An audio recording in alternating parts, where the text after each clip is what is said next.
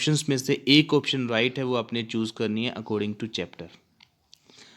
First statement is that Helen Keller was able to see many things because, जो author थी हेलन केलर चीज़ों को देख सकती थी क्योंकि she was very sensitive to things around her, जो उसके आसपास चीज़ें थीं उनके लिए बहुत सेंसिटिव थी, यानी कि अपने सेंस के द्वारा उनको पहचान सकती थी।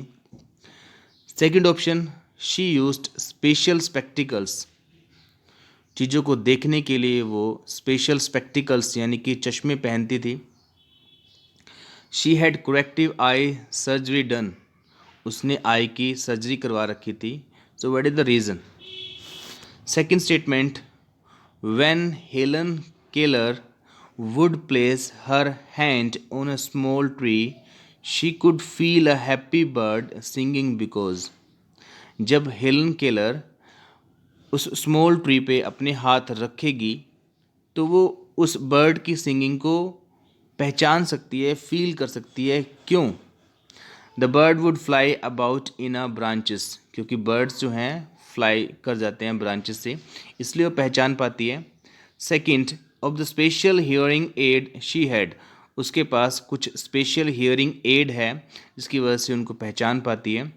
Third, of the vibrations in the tree caused by the singing, जो सिंगिंग के द्वारा वाइब्रेशन होती है ट्री से, उसके द्वारा उसको फील कर पाती है, उसकी सिंगिंग को फील कर पाती है। So which is the right option? You have to choose this. Question number 3, sleep would elude Helen on that first day because, जो स्लीप है वो इल्यूड करेगी, यानी कि जो हेलन है वो सो नहीं पाएगी फर्स्ट डे। क्यों? She would be very tired, वो बहुत टायर्ड होगी इसलिए। She was not use to artificial light which would be on since the evening, वो उस की जो आर्टिफिशियल लाइट है देखने के लिए जो लाइट यूज़ होती है उसकी वो उसको हैबिट नहीं है, जो सुबह जो इवनिंग से वो देख रही है, तो इसकी वजह से वो सो नहीं पाएगी। She would be very excited to be able to see the world, क्योंकि वो वर्ल्ड को देखने के लिए, पूरे संसार को देखने के लिए बहुत ज़्यादा एक्साइटेड है, इसलिए वो सो नहीं पाई। तो what is the reason? Fourth statement is Helen Keller feels that of all the senses, sight must be the most delightful because, जो हेलन केलर इस चैप्टर में कहती है कि जितनी भी हमारी सेंसेस हैं, यानी कि जितनी भी हमारे चीज़ों को फील करने वाली क्षमता है, उसमें से जो देखने वाली एबिलिटी है वो सबसे ज़्यादा डिलाइटफुल है, खुशी देने वाली है। ऐसा क्यों? There is much more to see than to hear smell and taste, वो कहते इसकी आंसर हो सकता है कि सुनने, स्मेल करने और टेस्ट करने से ज़्यादा बहुत चीज़ें हैं जो इसको हम देख सकते हैं। B option is she was able to hear well but could not see, वो सुन सकती थी परंतु देख नहीं सकती थी।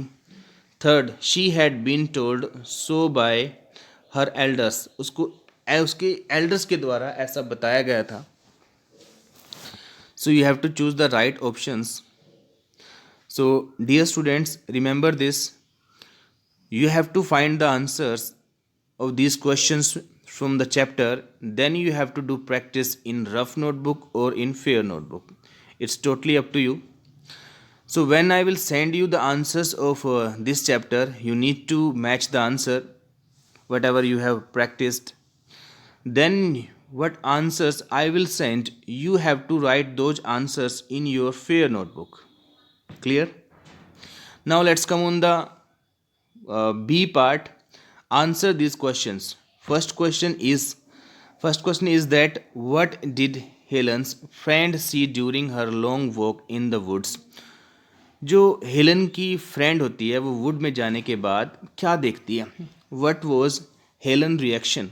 जो उसने जो बात बताई उस बात के ऊपर हेलन का क्या रिएक्शन था, क्या प्रतिक्रिया थी? So you have to write the answer of this question. Come on the second question. How was Helen able to recognize her friends? Helen अपने फ्रेंड्स को कैसे रिकॉग्नाइज करती थी, पहचानती थी? Third question is that how did Helen demonstrate that most people blessed with site do not really see?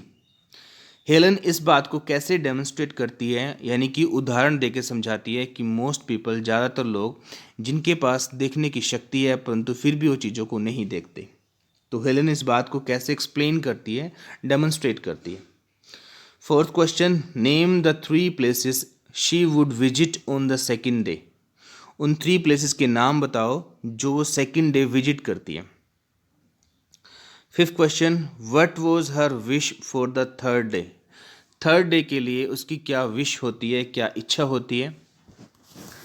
तो now come on the next page, page number 12।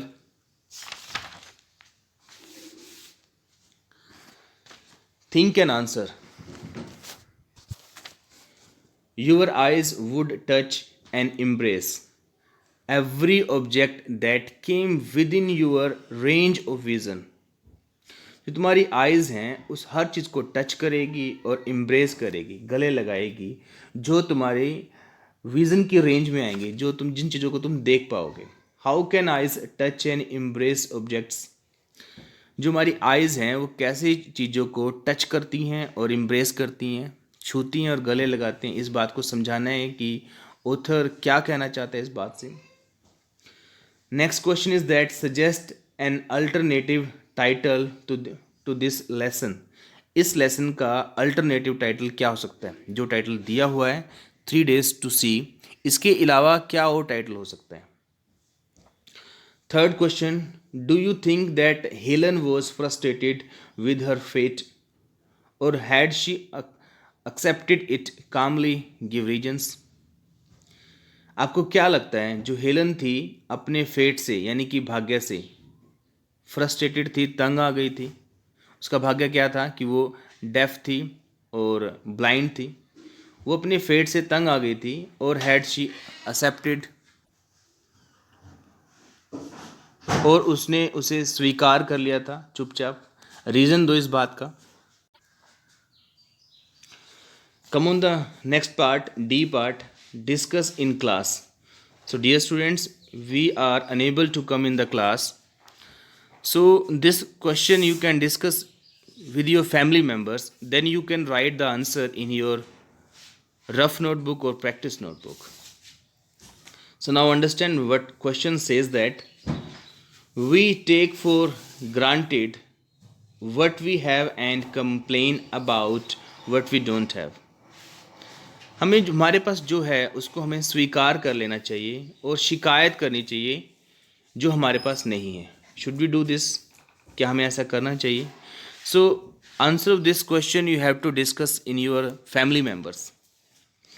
So try to write the answer in your practice notebook or in your rough notebook। In next video lecture I will send the answers of these questions, then you can match the answers, and then what answers I will send, you have to write those answers in your fair notebooks।